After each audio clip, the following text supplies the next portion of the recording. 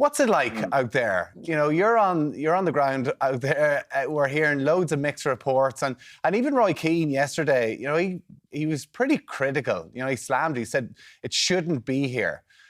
What's been your take on it? Yeah, I mean, it's a bit of fairly unusual experience. I mean, the sheer absurdity of hosting the world's biggest sporting event in such a tiny country at the cost of more than $200 billion kind of struck me on Sunday night when we were driving out to the first game at the Al Bayt Stadium. It's 30 miles into the desert. You're driving on brand new slick tarmac motorway with nothing around you. Like, I mean, there's just desert plains rolling right over the horizon, and then all of a sudden this enormous gleaming stadium rises out of nowhere with these little patches of lush green grass manicured around it. And it just it really kind of encapsulated for me the absolute madness of it. I mean, on the ground, I haven't really got too much of a chance yet to go out and explore Qatar for all that there is to see here. But I have been on a kind of a treadmill of going from media centre to match day, because there's 2 matches on a day, and you feel like kind of a slight obligation to go to at least 2 of them because they're relatively close by. Is the place gripped by World Cup fever? I'm not sure. I mean, there's been empty seats at most of the matches, which is a head scratcher for FIFA, even, I think, at this point. There are pockets of fans. There's not many European fans visible on the ground, but obviously lots of Saudi Arabian fans and Iranian fans here, and Argentina jerseys everywhere you look.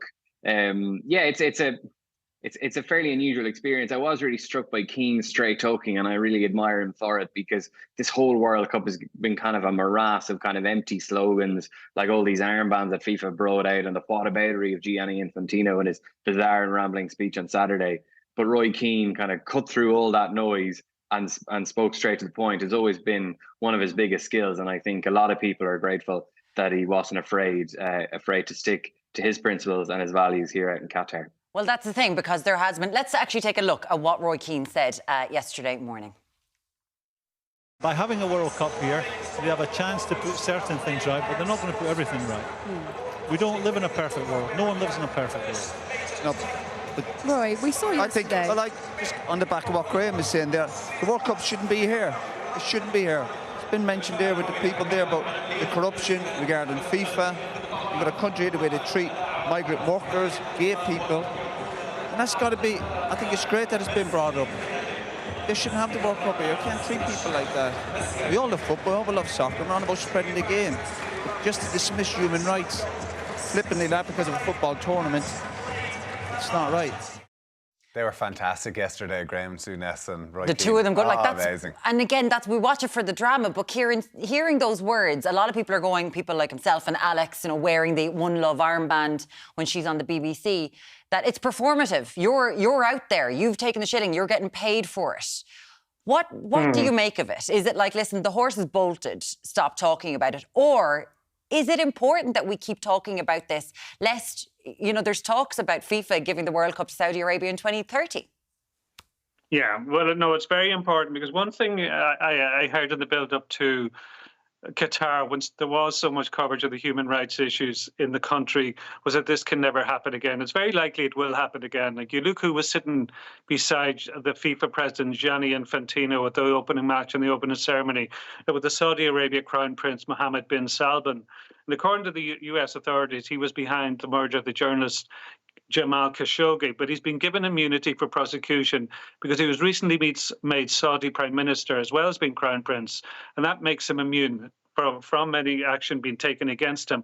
But these are the kind of people that FIFA have been courting, and it all ultimately comes down to money. That the oil, states like Qatar and Saudi Arabia are determined to throw a lot of money at it, and it's up to the people there for the media, and that includes football pundits, to keep highlighting this day after day. Like, I hear people, this response is a lot of whataboutery around, and people saying Roy Keane, if he feels that way, why is he there? Well, he's there because it's his job. His job is a football pundit, and football pundits cover the World Cup.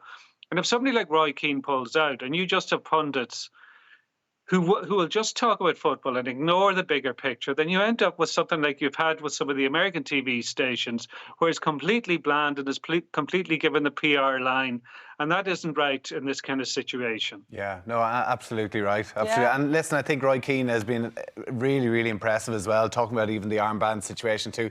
Gavin, we have to talk about obviously the football as well. Football. That's what FIFA want, to talk about the football. You know, major upset yesterday with Saudi Arabia beating Argentina. I mean, what is the atmosphere around the football actually like? I mean, are we expecting a cracker tournament?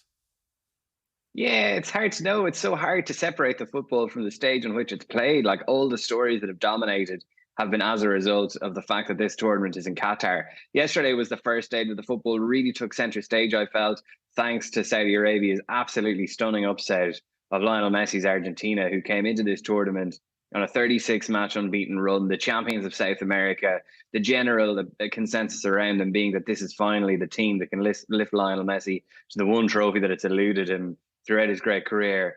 And then Saudi Arabia upset them with a really stunning performance of very quite brave defending, holding this high defensive line. They were super organised, and then incredible quality in both of the goals. And then last night we saw, okay, his teammate at Paris Saint-Germain didn't fire in Messi, but Kylian Mbappe then took centre stage last night at the Al Janoub Stadium, where France, the world champions, they fell behind to a very, very poor Australia team.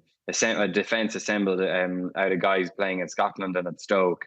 They went ahead, and you're thinking, are we about to see the greatest World Cup upset since probably earlier today? And then Mbappe showed what he's up to, and France ran out 4-1 winners. So yesterday felt the first day that we kind of could talk about the football a little bit, but now Germany are playing today, and they're threatening legal action against FIFA over the One Love armband shenanigans. So, you know, it's very hard to escape these stories, and well, it's because they're interlinked. I mean, I think the legacy of Qatar 2022 is to forever expose as an absolute nonsense the idea that sport and politics don't mix. And also the fact that no one has busted into your room and taken your camera off you yet. I'm just watching all the journalists going around going, what? I'm not allowed to film? Like, it is really bonkers.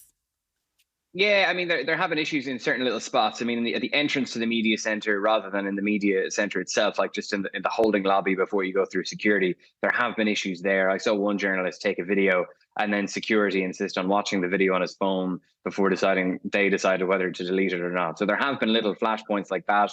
I know one journalist had issues getting into a ground the day before yesterday because he was wearing a rainbow-coloured T-shirt. He eventually did get in after a bit of an ordeal after half an hour or so. There are issues of rainbow-coloured bucket hats being confiscated by Wales fans trying to get into their game against the USA. But no one's burst into my room here yet, Muireann. Obviously, the Western media are being assailed from all angles out here in Qatar, led by Gianni Infantino, the FIFA president. But obviously, here I am defending our boys out here on behalf of you.